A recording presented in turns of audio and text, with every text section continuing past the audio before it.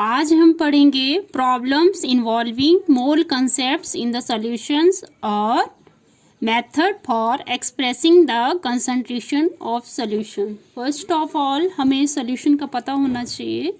हमने सॉल्यूशन के बारे में क्लास 9th में भी पढ़ लिए हैं। सॉल्यूशन क्या होता है? Solution is a homogeneous mixture. Solution is a homogeneous mixture of two or more substances whose compositions can be varied within certain limits. Solution क्या होता है? होमोजेनियस मिक्सचर होता है टू और मोर सब्सटेंसेस का, जिसकी फॉर्मेशन वेरी करती रहती है सर्टन लिमिट्स में। ठीक है। फिर है binary solution.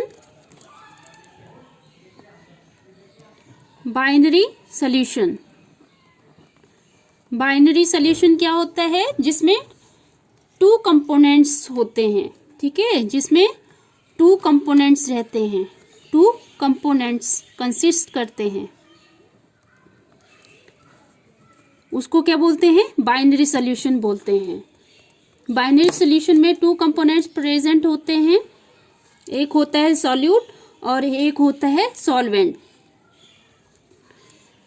First, solute. The component present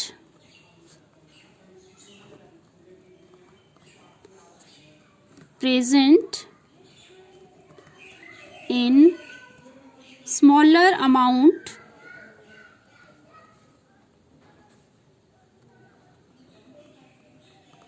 amount is called the solute, while the other present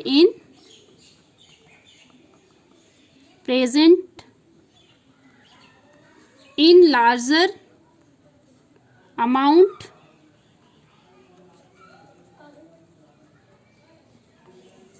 is called solvent. ठीक है। क्या होता है बाइनरी सॉल्यूशन में टू कंपोनेंट्स रहते हैं। एक सॉल्यूट रहता है और एक सॉल्वेंट रहता है। ठीक है। जो सॉल्यूट है वो स्मॉलर अमाउंट में होता है और जो सॉल्वेंट है वो लार्जर अमाउंट में प्रेजेंट होता है। ठीक है। इसका जैसे एग्जाम्पल है water and sugar.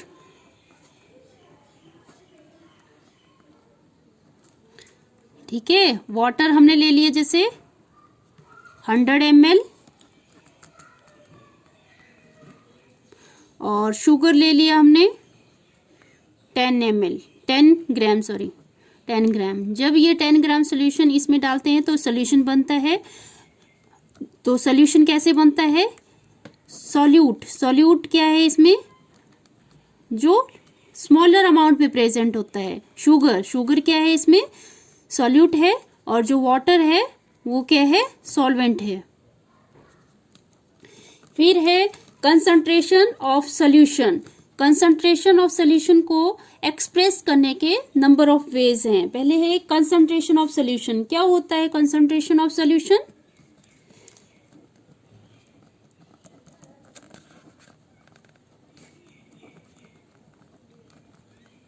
Concentration of solution कि जो सॉल्यूशन है, सॉल्यूशन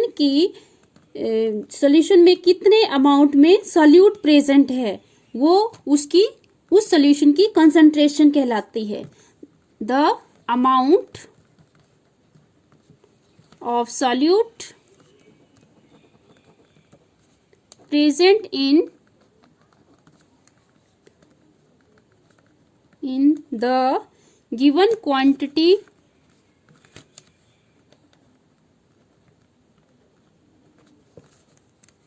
of the solution। ठीक है, दिए हुए सॉल्यूशन में कितने अमाउंट में सॉल्यूट प्रेजेंट है वो क्या कहलाता है, उस सॉल्यूशन की कंसंट्रेशन कहलाती है। अब इसको जो सॉल्यूशन कंसंट्रेशन ऑफ सॉल्यूशन हो, सॉल्यूशन जो है उसको हम एक्सप्रेस करते सकते हैं नंबर ऑफ वेज से। फर्स्ट है जैसे mass percentage, mass percent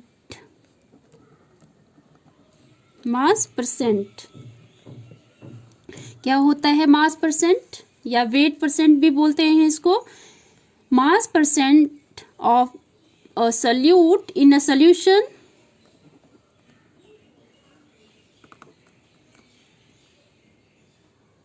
mass percent of a solute in a solution is the mass of the solute in grams present in 100 gram of the solution।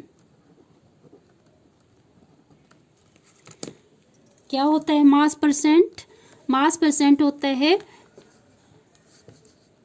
कि मास of the solute in grams present in 100 gram of solution. 100 gram solution में कितने ग्राम जो मास है, solute का जो मास है वो present है, वो क्या होता है, mass percent. Mathematically mass percent को कैसे एक्सप्रेस करते हैं, mass percent is equal to mass of the solute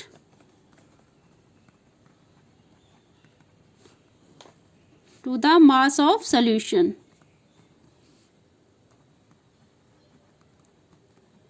into 100। ठीक है, क्या हुआ इसका formula, it is the ratio of mass of the solute to the mass of solution into 100।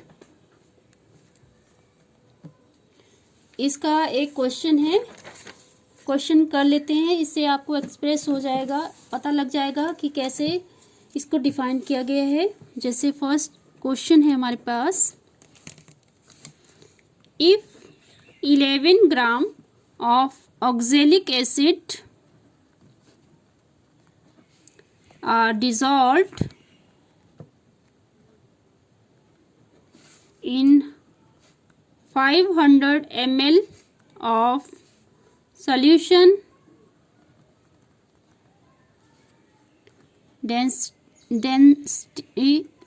density is equal to 1.1 ग्राम पर millilitre है इसकी। और तो इसका पूछा है what is the mass percent of oxalic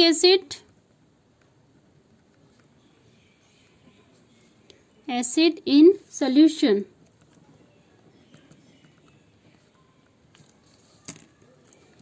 तो क्या है इसका आंसर, पहले तो हमें पता है मास परसेंटेज का फॉर्मूला हमें पता है, मास of the solute in over mass of the solution into 100। तो इसमें क्या क्या गिवन है हमारे पास, एक तो है हमारे पास गिवन मास ऑफ सॉल्यूट, मतलब सॉल्यूट क्या है इसमें, ऑक्सैलिक एसिड। ठीक है, सॉल्यूट क्या है इसमें हमारा, ऑक्सैलिक एसिड। क्या कितना है ये, 11 ग्राम। और दिया है हमारे पास वॉल्यूम, तो वॉल्यूम दिया है हमारे पास 500 ml। ठीक है, और डेंसिटी दी है हमें, डेंसिटी है हमारे पास 1.1 ग्राम पर मिलीलीटर।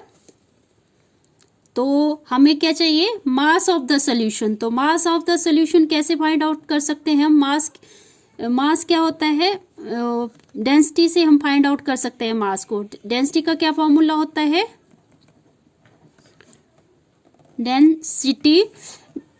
डेंसिटी का क्या फॉर्मूला होता है, मास पर यूनिट वॉल्यूम।